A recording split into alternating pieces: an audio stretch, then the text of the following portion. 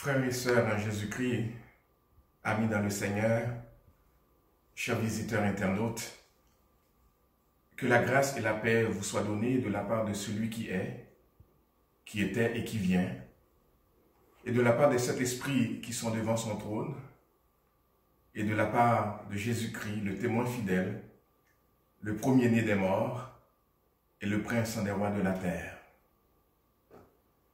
Bienvenue à ce culte conjoint, en ligne des églises évangéliques baptistes d'Ottawa, Église évangélique baptiste d'Orléans et Église missionnaire évangélique baptiste de l'Outaouais. En ces temps difficiles, chers amis, rappelons-nous toujours que notre Dieu est digne d'être loué. Ses voies sont sûres, ses desseins se réalisent toujours et il fait des merveilles. Le psalmiste dit « Je bénirai l'Éternel en tout temps, et sa louange sera toujours dans ma bouche. Que mon âme se glorifie en l'Éternel, que les malheureux écoutent et se réjouissent. Exaltez avec moi l'Éternel, c'est le bon tous son nom. J'ai cherché l'Éternel et il m'a répondu. Il m'a délivré de toutes mes frayeurs. Sentez et voyez combien l'Éternel est bon. Heureux l'homme qui cherche en lui son refuge. Allons, adorons l'Éternel ensemble ce matin. Jean 15, verset 13. Il n'y a pas de plus grand amour que de donner sa vie pour ses amis. Quel ami fidèle et tendre nous avons en Jésus-Christ, toujours prêt à nous entendre, à répondre à notre cri. Il connaît nos défaillances, nos chutes de chaque jour, sévère en ses exigences, il est riche en son amour.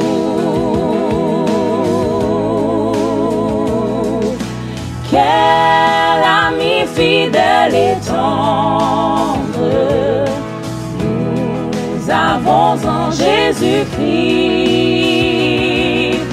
toujours prêt à nous comprendre quand nous sommes en souci. Disons-lui toutes nos craintes, ouvrons-lui tout notre cœur. Bientôt ces paroles saintes nous rendront le vrai bonheur.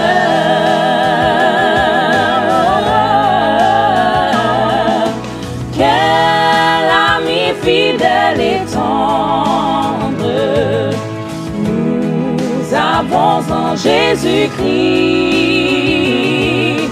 Bientôt il viendra nous prendre pour être au ciel avec lui. Suivons donc l'étroite voie en comptant sur son secours. Bientôt nous aurons la joie de vivre avec lui toujours. Seigneur, merci d'être l'ami par excellence, qui ne nous a jamais abandonnés et sur qui nous pouvons toujours compter. Merci Seigneur.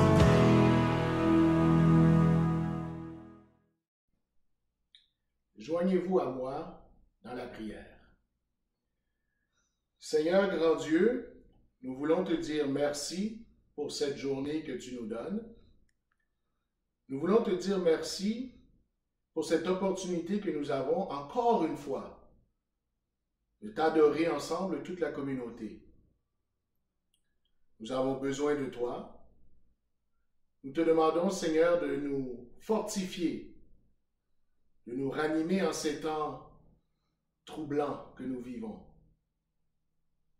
Oui, Père, c'est avec joie que nous sommes ensemble aux quatre coins de la région pour te prier et te donner un service d'adoration comme toi seul le mérites.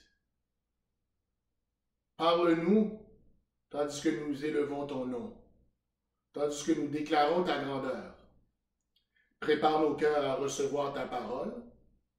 Prépare nos cœurs à être attentifs à ton esprit, tandis que nous allons être édifiés par les différentes interventions. Nous t'élevons, nous t'exaltons. Merci pour ta paix. Merci pour ta joie. Merci pour ton amour. Ce dont nous avons tant besoin. Oui, Père, tout est entre tes mains. Reçois, Père, le meilleur de nos cœurs. Reçois nos chants. Nous te prions ainsi, dans le nom de Jésus, celui qui vit et qui règne au siècle des siècles. Amen. Nous allons lire ensemble ce matin le psaume 130. Cantique des degrés. Du fond de l'abîme, je t'invoquerai, ô Éternel. Seigneur, écoute ma voix, que tes oreilles soient attentives à la voix de mes supplications. Si tu gardais le souvenir des iniquités, Éternel Seigneur, qui pourrait subsister? Mais le pardon se trouve auprès de toi, afin qu'on te craigne. J'espère en l'Éternel, mon âme espère, et j'attends sa promesse. Mon âme compte sur le Seigneur, plus que les gardes ne comptent sur le matin. Que les gardes ne comptent sur le matin. Israël, mets ton espoir en l'Éternel, car la miséricorde est auprès de l'Éternel, et la rédemption est auprès de lui en abondance. C'est lui qui rachète Israël de toutes ses iniquités. Amen. Et bien, dans ce même esprit, entonnons ensemble « Quelle assurance, je suis sauvé ».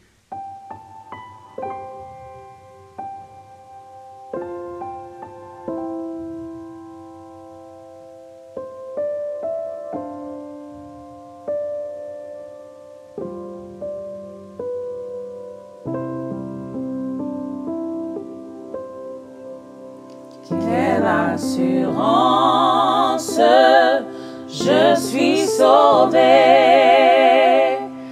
Quel avant-goût du ciel m'est donné. Né de l'esprit, baptisé de feu, créé de nouveau, je vis pour Dieu. C'est mon cantique, c'est mon histoire. Alléluia, je chante à sa gloire. Gloire, alléluia, gloire au Sauveur. Gloire éternelle à mon Rédempteur. Quelle assurance, je suis joyeux. Déjà mon nom est inscrit aux cieux. L'amour céleste remplit mon cœur. Depuis mon abandon au Sauveur. C'est mon cantique, c'est mon histoire. Alléluia, chante à sa gloire. Gloire, alléluia, gloire au Sauveur, gloire éternelle à mon Rédempteur. Quelle assurance, je suis en paix, la paix de Jésus dure à jamais, plein de sa bonté, de son amour, tout prêt pour son glorieux retour. C'est mon cantique, c'est mon histoire. Alléluia, je chante à sa gloire. Gloire, alléluia, gloire au Sauveur, gloire éternelle à mon Rédempteur. C'est mon cantique, c'est mon histoire. Alléluia, je chante à sa gloire. Gloire, alléluia, gloire au Sauveur, gloire éternelle à mon Rédempteur, gloire éternelle à mon Rédempteur.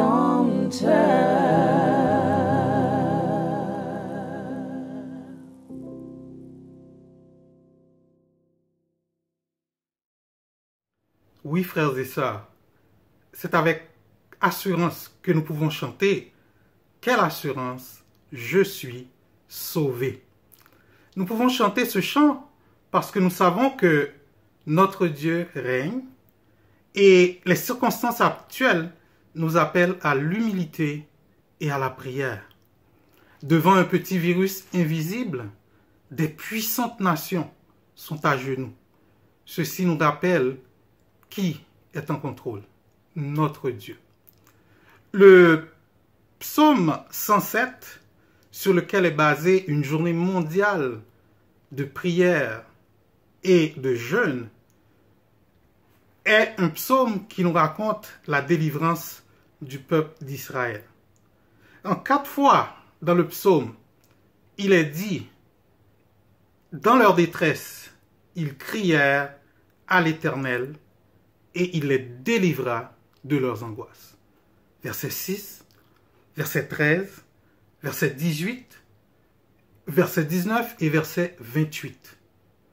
Et à chaque fois, en réponse à ce cri de détresse, Dieu a agi et ça a été suivi de louanges. Qu'il loue l'Éternel pour sa bonté et pour ses merveilles en faveur des fils de l'homme. Verset 8, verset 15, verset 21 et verset 31. Prions. Éternel, nous venons à toi pour te prier que tu interviennes puissamment dans cette situation.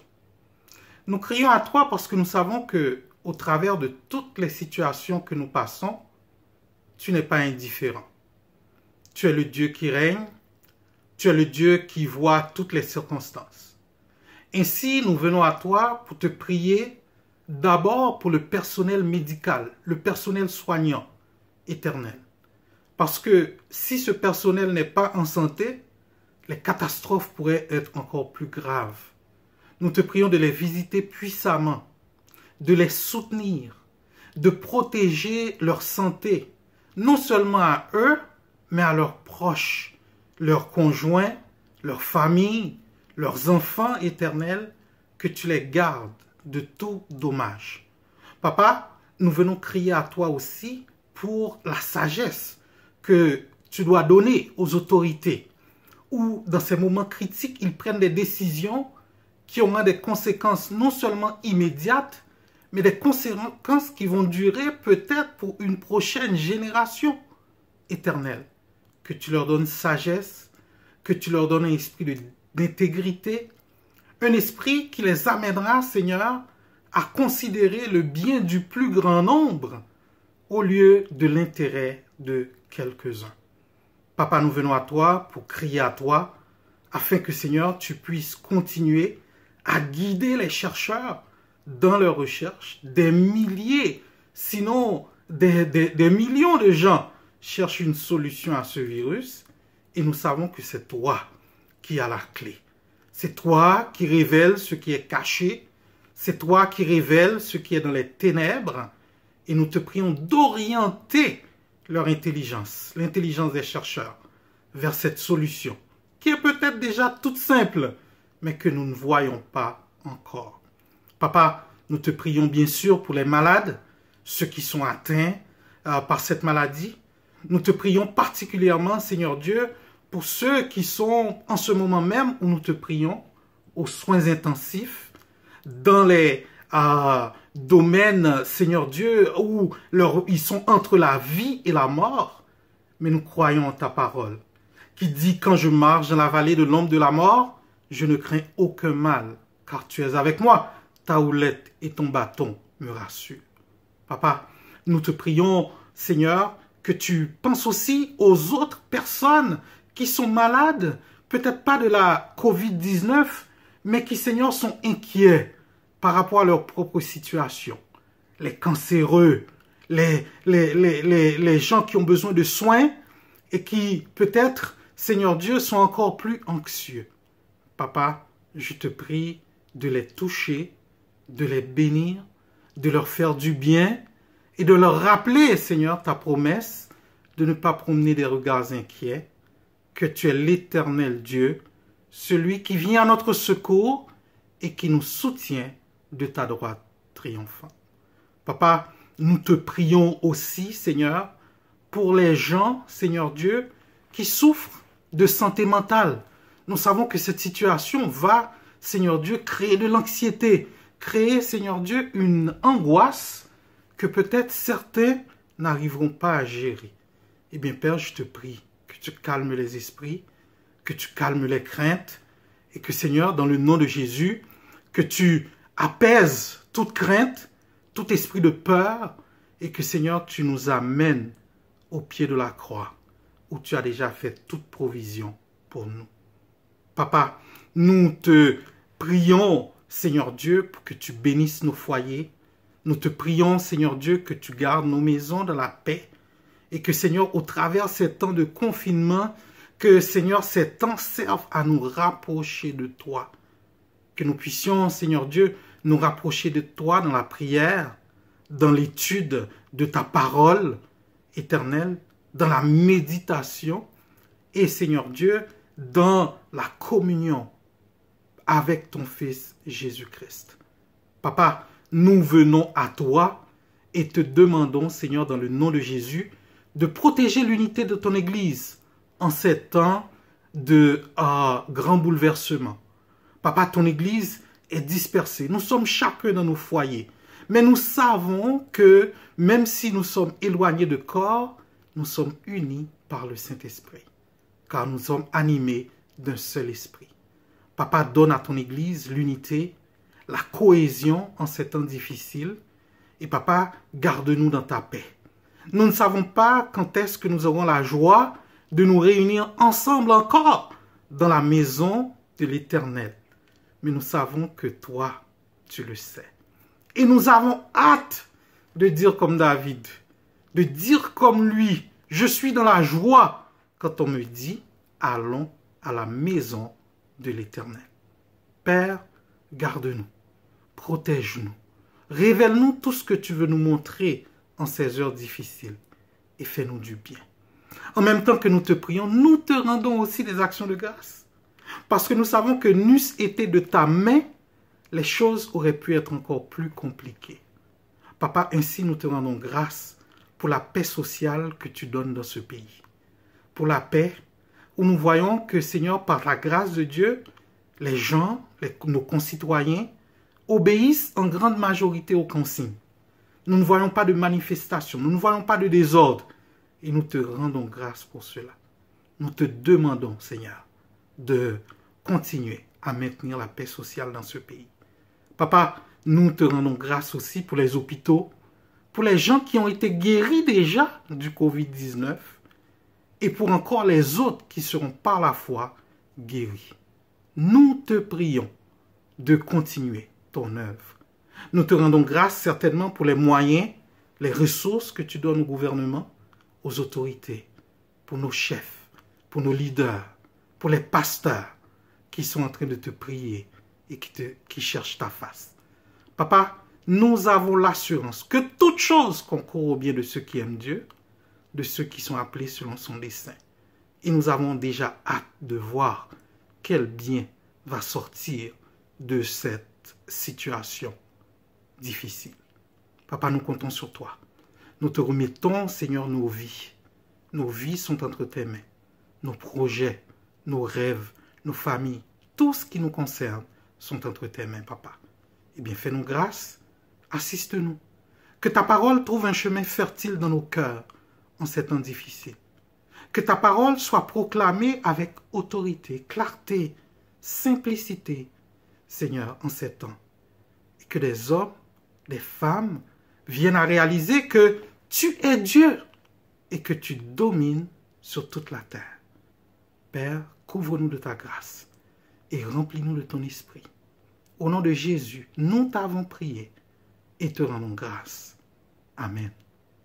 Oui, frères et sœurs, nous pouvons rendre grâce malgré les circonstances difficiles. Ainsi, nous vous saluons dans le nom de Jésus, à vous qui êtes familiers avec notre Église et à vous, amis internautes, nous vous souhaitons la bienvenue. C'est le moment maintenant de vous rappeler aussi que nous continuons à faire les dîmes et les offrandes malgré la situation actuelle. Vous pouvez contribuer électroniquement par voie de transfert en postant vos dons dans les églises respectives parce que la consigne est de rester chez vous. Maintenant, disposez vos cœurs à l'écoute de la parole de Dieu avec Pasteur Gordon Bélier. Bonne écoute et que Dieu vous bénisse abondamment au nom de Jésus. Amen. Ouvrons nos Bibles à Ésaïe, chapitre 8. Ésaïe, chapitre 8, je vais lire pour nous à partir du verset 5 jusqu'à Ésaïe 9, verset 6. Écoutons la parole du Seigneur. L'Éternel me parla encore et me dit, « Parce que ce peuple a méprisé les eaux de Siloé, qui coulent doucement, et qu'il s'est réjoui au sujet de Rétzin et du fils de Remaldia, voici le Seigneur va faire monter contre eux les puissantes et grandes eaux du fleuve, le roi d'Assyrie et toute sa gloire. Il s'élèvera partout au-dessus de son lit. Il répandra sur toutes ses rives. Il pénétrera dans Juda. Il débordera et inondera. Il atteindra jusqu'au cou.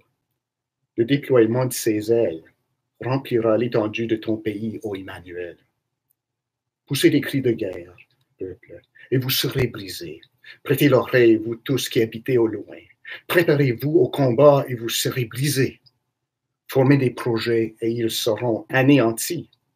Donnez des ordres et ils seront sans effet, car Dieu est avec nous. Ainsi m'a parlé l'Éternel, quand sa main me saisit, et il m'avertit de ne pas marcher dans la voie de ce peuple. N'appelez pas conjuration tout ce que ce peuple appelle conjuration. Ne craignez pas ce qu'il craint, et ne soyez pas effrayés, car l'Éternel des armées, vous devez sanctifier. C'est lui que vous devez craindre et redouter. Et il sera un grand tueur, mais aussi une pierre d'achoppement, un rocher de scandale pour les deux maisons d'Israël, un filet et un piège pour les habitants de Jérusalem. Plusieurs trébucheront, ils tomberont et se briseront, ils seront enlacés et pliés. Enveloppe cet oracle, scelle cette révélation parmi mes disciples. J'espère en l'Éternel, qui cache sa face à la maison de Jacob. Je place en lui ma confiance. Voici, moi et les enfants que l'Éternel m'a donnés. Nous sommes des signes et des présages en Israël, de la part de l'Éternel des armées, qui habite sur la montagne de Sion. Si l'on vous dit, consultez ceux qui évoquent les morts et ceux qui prédisent l'avenir, qui poussent des sifflements et des soupirs, répondez, un peuple ne consultera-t-il pas son Dieu? S'adressera-t-il aux morts en faveur des vivants? À la loi et au témoignage. Si l'on ne parle pas ainsi, il n'aura point d'horreur pour le peuple. Il sera errant dans le pays, accablé et affamé. Et quand il aura faim, il s'irritera, maudira son roi et son Dieu, et tournera les yeux en haut. Puis il regardera vers la terre, et voici, il n'y aura que détresse, obscurité et de sombres angoisses. Il sera repoussé dans d'épaisses ténèbres. Mais les ténèbres ne régneront pas toujours. Sur la terre où il y a maintenant des angoisses. Si les temps passés ont couvert d'opprobre le pays de Zabulon et le pays de Naphtali, les temps à venir couvriront de gloire la contrée voisine de la mer, au-delà du Jourdain, le territoire des gentils. Le peuple qui marchait dans les ténèbres voit une grande lumière. Sur ceux qui habitent le pays de l'ombre de la mort, une lumière resplendit. Tu rends le peuple nombreux, tu lui accordes de grandes joies. Il se réjouit devant toi comme on se réjouit à la moisson, comme on pousse des cris d'allégresse au partage du butin. Car le joug qui pesait sur lui, le bâton qui frappait son dos, la verge de celui qui l'opprimait, tu les brises, comme à la journée de Madian. Car toute chaussure qu'on porte dans la mêlée et tout vêtement guerrier roulé dans le sang seront livrés aux flammes pour être dévorés par le feu. Car un enfant nous est né, un fils nous est donné, et la domination reposera sur son épaule. On l'appellera admirable, conseiller, Dieu puissant, Père éternel, Prince de la paix. Donné à l'empire de l'accroissement et une paix sans fin au trône de David et à son royaume, l'affermir et le soutenir par le droit et par la justice, dès maintenant et à toujours. Voilà ce que fera le zèle de l'Éternel des armées. Parole du Seigneur. On entend souvent dire que nous n'avons jamais vu de pareil ce qui se passe dans ces jours-ci. Ça, c'est peut-être vrai pour moi, c'est peut-être vrai pour toi aussi, je ne sais pas. Les événements récents de tous les jours qui se déroulent de jour en jour risquent de nous immerger. Mais le peuple de Dieu a vécu à maintes reprises des choses pareilles. Et il le fera jusqu'au retour de Jésus. Donc ne perdons pas espoir. Mais comment est-ce que le peuple de Dieu y a passé à travers? Comment survivre, voire s'épanouir en Jésus dans les temps de crise? Eh bien, à la loi, au témoignage.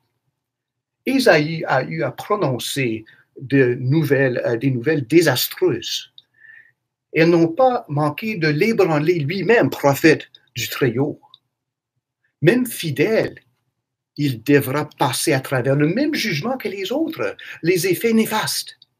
Mais il s'accroche à Dieu et à sa parole et à la délivrance que promet l'Éternel et va le réaliser en Jésus-Christ. Dans les ténèbres, Dieu fait éclairer la lumière. Il exige de nous le choix, marcher avec lui à la lumière de ses promesses, de sa parole et de son Christ, ou se perdre dans les ténèbres sans lui. Nous allons, d'après le texte, parler de la condamnation et la consolation, de la confrontation et la commission qui se fait envers le peuple de Dieu, et la visitation et la victoire que Dieu va réaliser pour son peuple en Jésus-Christ. Donc, pour commencer, un peu de texte, de contexte, si on veut. Il y a beaucoup de temps, quelques 150 années, qui ont découlé depuis Achaz, dont on a entendu parler la semaine passée, et Achab, je veux dire, et Achaz maintenant. Israël, les tribus du Nord, tombent de plus en plus profondément dans la rébellion. malgré les efforts des prophètes. Ils sont alliés avec la Syrie. Ils ont déjà attaqué les tribus du sud, Juda, et sont sur le point maintenant de se faire avaler par la Syrie, jugement de Dieu. Dieu a dit à Akaz, roi de Juda, de ne pas se fier aux Assyriens. On a vu ça en chapitre 7. De ne pas faire confiance aux autres en face de la menace que présentaient les tribus du Nord. Et car Akaz a refusé, même de façon pieuse, de manière pieuse, Dieu promet d'envoyer un fils miraculeux, Emmanuel, comme signe de jugement contre le Nord et contre Juda. Le fils d'Ésaïe va être un signe de jugement immédiat associé avec cette promesse, mais ce n'est pas Emmanuel. Le jugement va frapper le Nord, comme prophétisé, et Juda, où se trouve Ésaïe. Bien qu'il pensait autrement. Donc, c'est là où on se trouve actuellement, lorsqu'on entend ce que dit Ésaïe. Puis, on se penche sur le 5e verset du chapitre 8. L'Éternel me parla encore. Il me dit, « Parce que ce peuple a méprisé les eaux de Siloé, qui coulent doucement, et il s'est réjoui au sujet de Rétzin et du fils de Remalia. Voici le Seigneur va faire monter contre eux des eaux puissantes. » On aurait pu peut-être dire avec Akaz, « Youpi, notre ennemi va être détruit, Dieu va le juger. » Mais pas si vite. Lorsqu'on voit des choses arriver à ceux qui ne connaissent pas Dieu, c'est pas à nous de commencer à dire, oh, wahou, ils l'ont mérité, puis nous autres, là, on reste à l'écart. Car Dieu promet de juger son peuple rebelle aussi, la maison de David, qui est personnalisée par Akaz.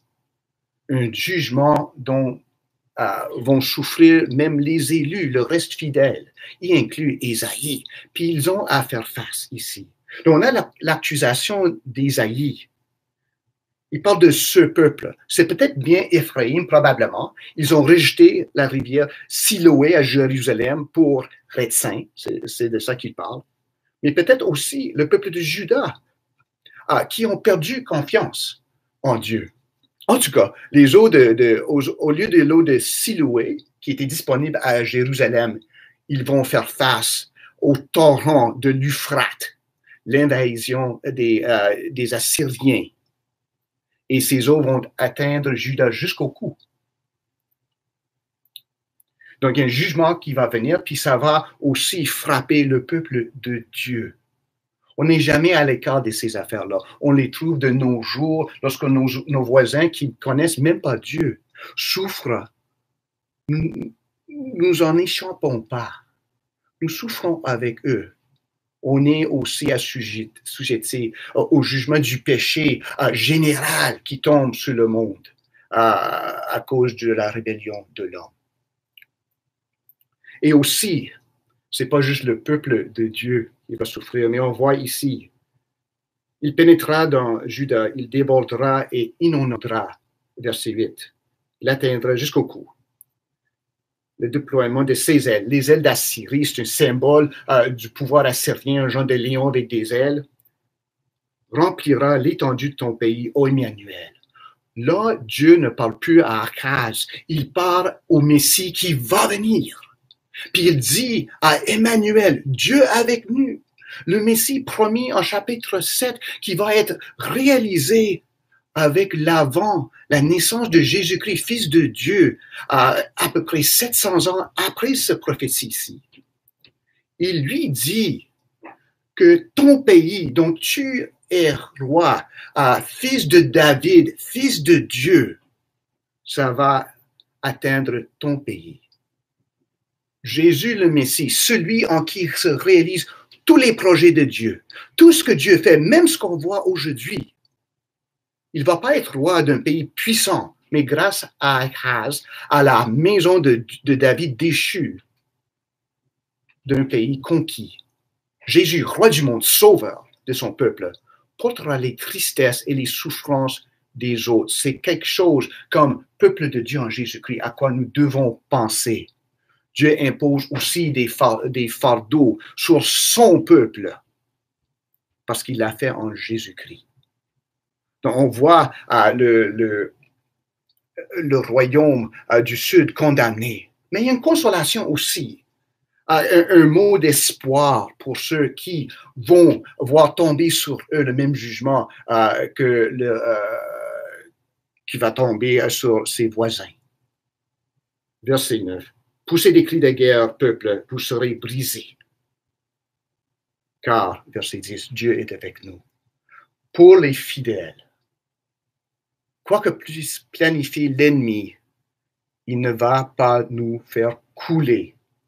Dieu est avec nous. De l'animosité, de la pénurie, de la peste.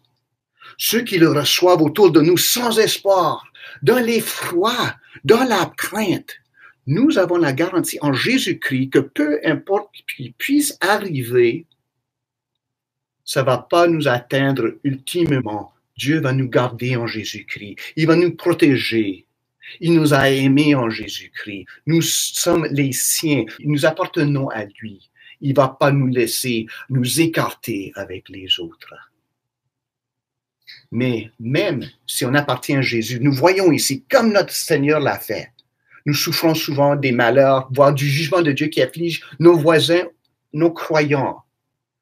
Le découlement social qu'on voit autour de nous touche aussi à nos foyers, à nous. Dans les temps de crise, de pénurie, souvent le peuple de Dieu ne s'y échappe pas. Alors, lorsque ou si nous tombons malades, si nous tombons dans la pénurie, c'est pas à cause que Dieu nous aurait abandonnés. C'est parce que le jugement atteint tous ensemble, mais nous sommes protégés de ces pires effets, les effets ultimes par Jésus-Christ. Jésus-Christ a souffert pour les péchés du monde. Nous, ses disciples, nous n'allons pas manquer ça. Si Jésus a été crucifié pour les péchés qui n'étaient pas les siens, mais porter les péchés des autres, nous allons, si nous sommes fidèles, si nous restons en lui, nous allons subir aussi des fardeaux, des désastres, mais nous ne marchons pas seuls, nous les portons en Jésus-Christ. C'est ça notre consolation. Ça ne va pas nous atteindre car Dieu est avec nous. Mais on pourrait bien se poser la question, pourquoi ce fardeau? Pourquoi est-ce que ça nous arrive? Peut-être quelque chose à quoi y penser. Peut-être c'est pour me convaincre de mes propres péchés. Peut-être quand des malheurs m'arrivent ou arrivent autour de nous, c'est pour me convaincre, pour me rappeler que je ne suis pas sans péché. Comment est-ce que je réagis à ça? Comment est-ce que je réagis aux souffrances, aux fardeaux de mes voisins? Est-ce que je suis comme le pharisien qui regarde le publicain qui dit « Oh, je suis heureux de ne pas être un homme comme lui ». C'est le publicain qui est allé chez lui justifié. Est-ce que je suis ceux qui demandent pourquoi est-ce que le tour de Siloé est tombé sur ces pécheurs-là? C'est pas parce qu'ils sont de pires pécheurs que moi. C'est un signe du jugement de Dieu pour ceux qui ne marchent pas avec Jésus. Est-ce que ce que je vois autour de moi, c'est un rappel qu'il faut que je me tourne encore une fois vers Jésus? Est-ce que c'est aussi pour me faire voir le manque de mon témoignage, ma sympathie avec d'autrui? Est-ce que je me cache sans voir aux autres, sans voir aux besoins des autres? Je me fais juste de moi-même entouré de rouleaux de papier de toilette, puis oh, Dieu va pas me toucher. Où est-ce que je m'en vais? Aider les autres, parler aux autres, puis parler d'une façon peut-être ils n'auraient pas entendu, parler de l'espoir de l'Évangile en Jésus-Christ. Est-ce que les fardeaux qui nous entourent, qui nous épargnent pas souvent, est-ce que c'est pour m'obliger de dépendre entièrement de Dieu, comme on a vu avec Élie la semaine passée? De voir où est-ce qu'ils sont, où est-ce qu'ils ont été à date, mes priorités, comment faible a été ma foi, et peut-être de faire des ajustements. Peut-être ce que moi je vois autour de moi, c'est un signe pour moi, c'est un rappel de revenir à la fidélité de Dieu. Que Dieu nous donne des oreilles pour écouter, ce qu'il dit à son Église, pas jusqu'au monde, mais à son Église dans la crise. Mais quoi d'autre? Qu'est-ce qu'il a dit d'autre à Ésaïe? C'est pas juste la condamnation ici puis on charge. On voit ici que Dieu confronte puis commissionne son peuple. Verset 11. Ainsi m'a parlé l'Éternel quand sa main me saisit et qui m'avertit de ne pas marcher dans la voie de ce peuple. N'appelez pas conjuration tout ce que ce peuple appelle conjuration. Ne craignez pas ce qu'il craint et ne soyez pas effrayés. C'est un mot de réconfort et un mot de commission à la fois. C'est la consolation des fidèles, la confrontation des fidèles aussi. Parce que nous avons à faire un choix. À chaque jour, nous avons à faire un choix. Mais les temps de crise, le mettre plus à la lumière. Une division s'effectue toujours entre le vrai peuple de Dieu et les autres, soit-il païen ou faux semblant. Où est-ce que je me trouve? Est-ce que je marche vraiment avec le Seigneur en confiance, en me fiant à lui, ou est-ce que je fais juste sembler? Puis ça, c'est une décision, ça, c'est une accusation qu'on doit attendre puis y répondre selon notre cas à nous. Qu'est-ce que Dieu dit à Ésaïe? Quand sa main me saisit. Ça sont des mots de réconfort et de confrontation. L'Éternel l'a saisi par la main. Notre berger. Perdu, les mots ne sont pas suffisants. Il nous faut l'embrasse. Une des choses les plus difficiles, surtout pour notre peuple de ces temps-ci, c'est l'interdiction de toucher les autres. Hein? On ne peut pas toucher, on aime ça, se faire embrasser, se faire donner des câlins, des petits bisous. Hein? Mais le bon berger, de toucher qu'on nous interdit à l'heure actuelle, il nous donne ça. Il nous prend par la main et il nous confronte pour nous enlever du chemin de la désespoir et il nous parle. J'espère que le Seigneur, si tu es un de ces brebis ce matin, te parle pour te dire, je suis avec toi, je te prends par la main, je vais te protéger, mais j'ai de quoi à faire pour toi. Parce que le berger est ferme, mais doux. Il dit ici, n'appelez pas conjuration, tout ce que ce peuple appelle conjuration. C'est pas défini pour nous c'est quoi la conjuration vraiment ici dans le cas d'Ésaïe. Probablement c'était ces accusations contre Achaz. Puis le monde autour de lui disait non, c'est un complot. On ne sait pas, mais la conjuration c'est comme ça. Les complots sont toujours sans précision, sont juste des menaces, c'est ça le problème. On en entend souvent de nos jours. Oh, le coronavirus, ça vient d'ici, ça vient de là. Il y a du monde qui cache ça, il y a du monde qui font ça. On a déjà un remède, mais c'est caché. Des choses comme ça. Ce sont juste la conjuration. C'est pour nous effrayer, pour nous ébranler. Comme fut l'expérience de Néhémie. Ces choses-là cherchent juste à nous effrayer, non à nous élucider. Puis il faut les traiter comme elles sont. Parce qu'on aime des solutions faciles, même si elles sont plus logiques. Prendre des médicaments contre la malaria pour empêcher le coronavirus. Voyons donc. On aime la science cachée, connaître quelque chose dont ignore le reste. N'appelez-les pas ça, conjuration. N'en répondons pas comme un virus de fausses histoires, ces histoires qui circulent. Nous, les croyants, nous ne sommes pas omniscients. C'est Dieu qui est omniscient. Si on ne sait pas quelque chose, ne prétendons pas autrement. C'est bien attrayant d'avoir des petites histoires, puis lorsqu'on est coincé dans nos maisons maintenant, là, on regarde l'Internet, puis toutes les choses qui circulent. Portez-y bien attention. C'est pas ça qui va nous sauver. On voit ici ce qui va nous sauver. Ne craignez pas ce qu'il craint. Et ne soyez pas effrayés. C'est l'Éternel des armées que vous devez sanctifier. C'est lui que vous devez craindre et redouter. On n'est pas censé d'être comme les autres. On ne circule pas les histoires, on ne panique pas, on obéit aux autorités lorsque c'est raisonnable. mais on ne craint pas comme les autres. On a la confiance en Jésus-Christ. J'espère que c'est ça le cas pour toi aujourd'hui, toi qui m'écoutes. Que tu as une vraie confiance en Jésus-Christ, qui va dépasser toute crise aujourd'hui et demain. Que vraiment vous avez un vrai espoir en lui. Parce que c'est écrit de ne pas craindre ce que craignent les autres.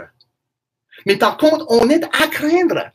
On dit souvent, ne craignez pas, c'est une des expressions les plus répandues dans la Bible. C'est vrai, mais ici, Dieu nous dit de craindre. Mais de craindre quoi? Nous craignons Dieu. Pas en terreur, nous qui le connaissons, mais avec joie et anticipation, avec un amour et une admiration d'enfant de notre Père qui nous a choisis, qui nous a sauvés en Jésus-Christ, qui nous a sanctifiés, est en train de nous sanctifier par son Esprit Saint. Cette crainte, si on veut, sanctifier, nous fait trembler de joie devant le Tout-Puissant qui demeure souverain. C'est lui qui connaît toutes les réponses. C'est lui qui va faire ce qu'il veut à travers cette crise et à travers toute crise. Des petites crises, des grandes crises dans nos vies. Dans la vie et dans la mort, Dieu est souverain. Puis c'est pour ça qu'on est à craindre Dieu et à sanctifier l'Éternel. Puis on voit ici, c'est un choix. Je ne sais pas pourquoi le Seigneur a laissé se passer ce qui se passe aujourd'hui dans le monde. Mais je sais qu'il y a des choses à en apprendre pour nous, son peuple. Une de ces choses-là, c'est de dire, je suis pour l'Éternel. Je ne suis pas avec le monde, je suis avec l'Éternel. Et de cette manière-là, puis-je être pour le monde. Je suis à sanctifier l'Éternel. C'est lui que vous devez craindre et redouter. Il sera un sanctuaire, mais en même temps, il va être une pierre d'achoppement. Qu'est-ce que ça veut dire? Mais quand Simeon a été à la présentation de Jésus au temple, il a prophétisé à Marie que Jésus va aller occasionner la réussite et la chute de plusieurs en Israël.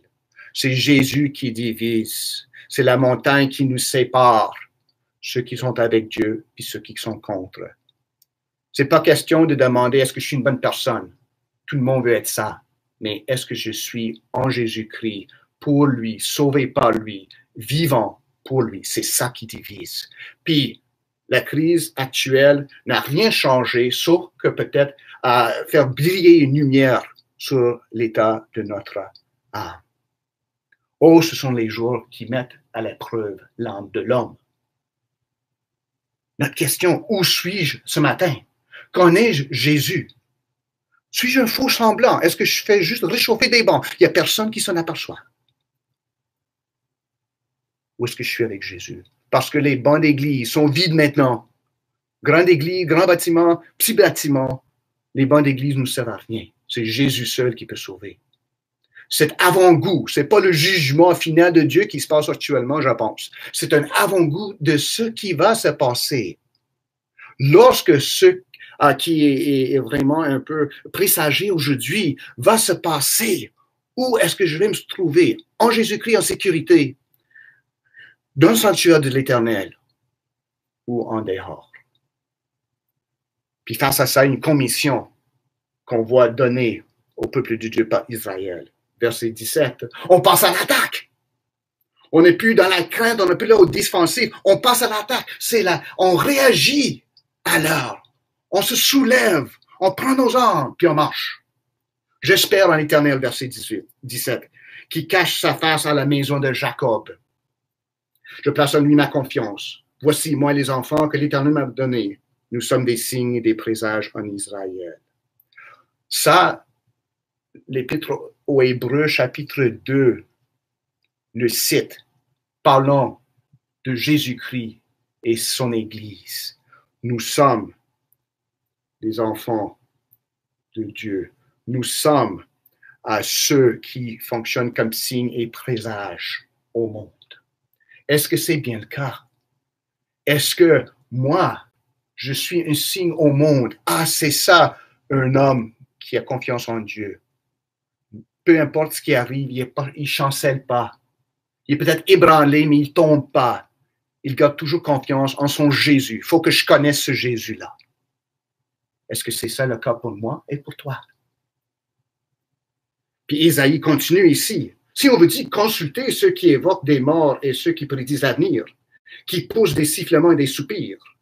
Hey, moi, je me souviens, ayant été en Afrique, les médecins traditionnels, au monde qui souffrait, qui mourait du sida, leur offrait de l'eau polluée, plein de toutes sortes de cochonneries comme remède à leur maladie fatale.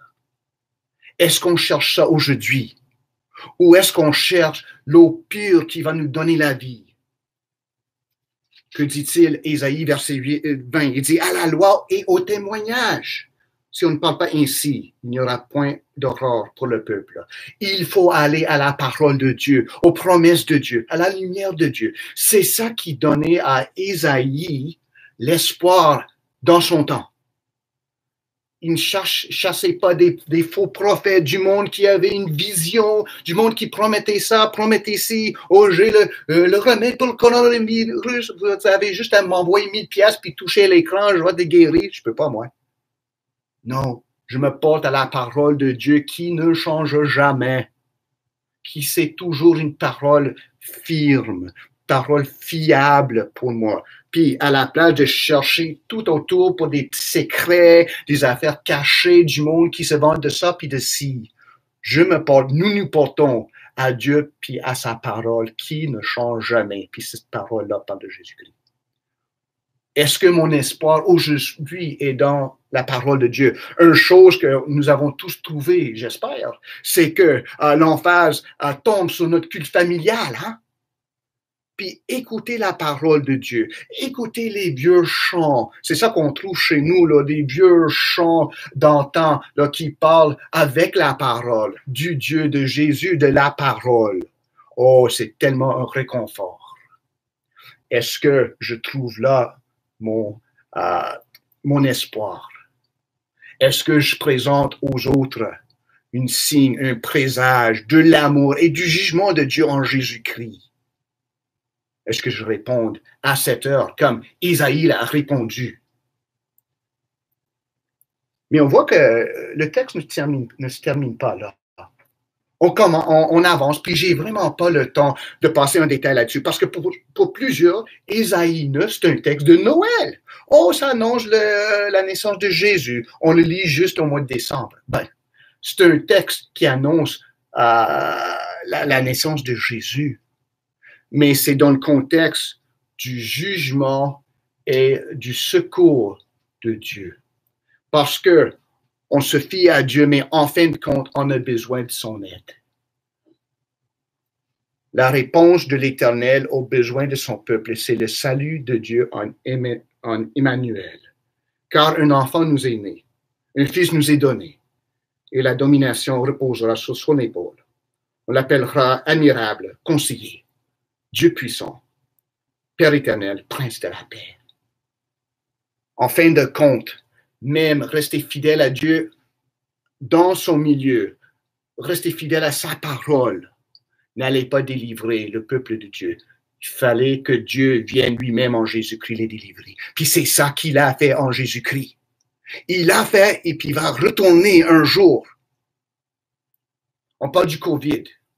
On fait ce qu'on peut pour rester à l'écart, en santé. On suit les conseils. Si on est sage, si on aime le monde autour de nous, si on n'est pas plein d'orgueil, on suit les consignes, les avis des médecins, du gouvernement. Je pense sont très sages pour rester en santé.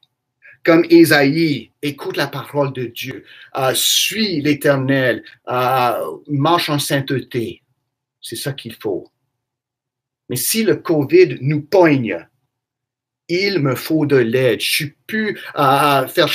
ne peux plus faire chasser le virus en me lavant les mains. Il faut que j'aille à l'hôpital. Il faut que je sois soigné. Il faut que quelqu'un intervienne pour me sauver. De notre situation actuelle, je ne parle pas de COVID, notre situation de crise de santé spirituelle, une crise sanitaire spirituelle. Notre situation de crise de santé spirituelle, une crise sanitaire spirituelle. ce qu'a occasionné le péché. Ça, c'est mortel. Et là-dedans, on a absolument besoin de l'aide qui vient de l'extérieur. Puis Dieu a envoyé Jésus-Christ comme cette aide pour nous sauver. On a besoin de l'aide. Faut de l'aide de l'extérieur. Je ne peux me sauver. Je vais périr. Pas juste dans cette vie, mais pour l'éternité. Mais Dieu a envoyé Emmanuel. Il n'est pas juste envoyé, il est venu parmi nous. Dieu avec nous. Emmanuel, c'est ça que ça veut dire. Dieu avec nous.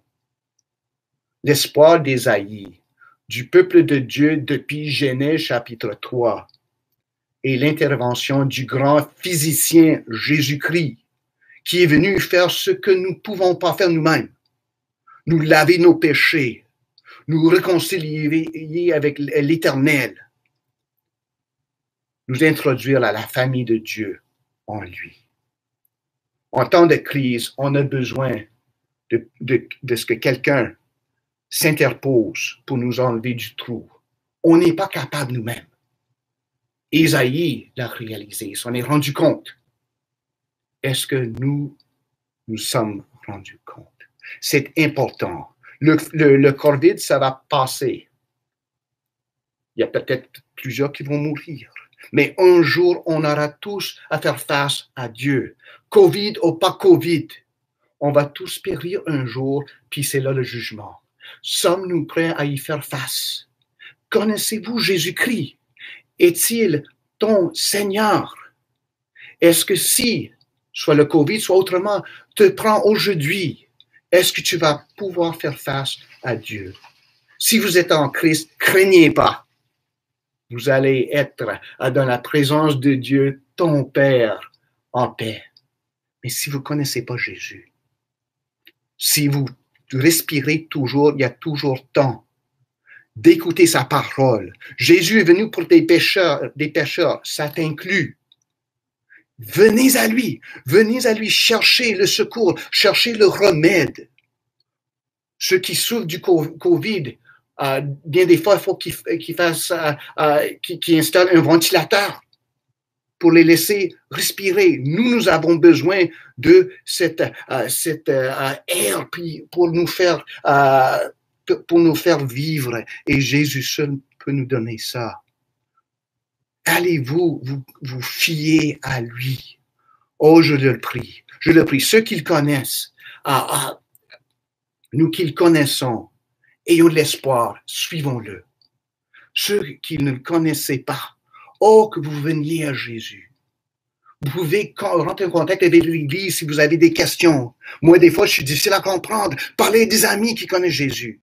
Mais prenez ce temps-ci, que ce soit pas un jour juste de crainte, mais que ce soit pour vous, par la grâce de Dieu en Jésus-Christ, aujourd'hui, le jour du salut. Oh, que Dieu vous soit en aide. Au nom de Jésus. Amen. Prions ensemble. Père Céleste, nous te remercions de ce que tu ne nous as pas abandonnés dans notre péché, dans notre maladie spirituelle qui va nous tuer spirituellement pour l'éternité. Mais à la place, tu es venu envers nous en Jésus-Christ. Tu as envoyé Jésus prendre notre maladie sur lui, même s'il n'était pas coupable, et nous guérir par ses plaies, et nous donner la vie éternelle en lui, ce que nous ne méritions pas, mais la vie qui nous appartient actuellement pour tous ceux qui sont en Jésus-Christ. Merci, Père, que tu puisses éveiller dans ce temps de ténèbres ceux qui sont toujours dans les ténèbres spirituelles, afin qu'ils viennent à ta lumière merveilleuse. Au nom de Jésus. Amen. Recevons la bénédiction.